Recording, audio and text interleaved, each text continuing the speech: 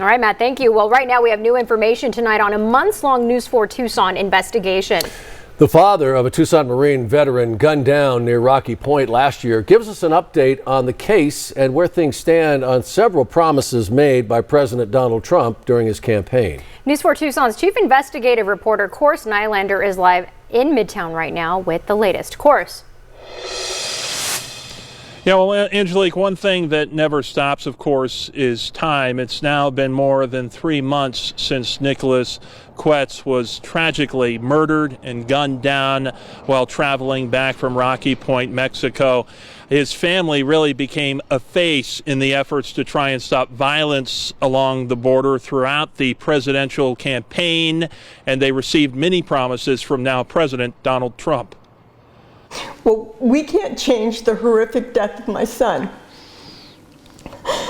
but we can ensure that a mother this doesn't happen to another mother. That was the emotional plea from Nicholas Quets' mother just days after he was gunned down in October while traveling back from Rocky Point. Her family becoming a major piece of this past historical presidential election, this self-described apolitical family joining J.D. Vance and Donald Trump at multiple campaign events in the final days of the election. President Trump, even before the election, had committed to doing some things for our family and for the problem and support of all U.S. persons. Nicholas's father, Warren Quets, also a distinguished military veteran, held on to those promises and was happy to see Trump's victory.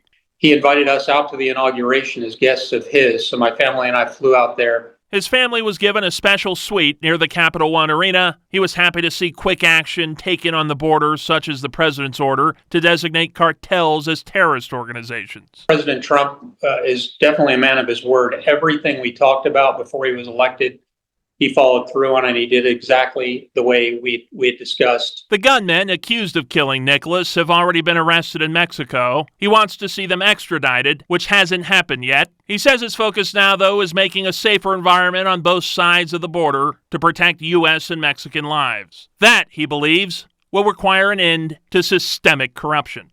So it's not just the immediate trigger gunmen, because they can be replaced. I mean, if you don't create solid institutions, the people that killed my son will be replaced immediately. Until that day, he's satisfied with President Trump's mass deportations and efforts to attack cartels head on. We've taken the first steps, but it's a long journey that'll require years and years to actually get fixed. But it's a little bit better today than it was last week, and next week it'll be a little bit better than today.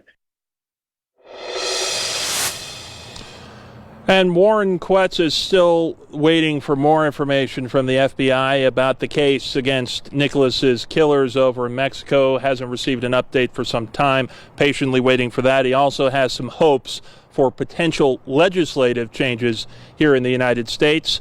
We'll have more on that if it comes to fruition and keep you updated. We're live tonight from Midtown. Course Nylander, News 4 Tucson.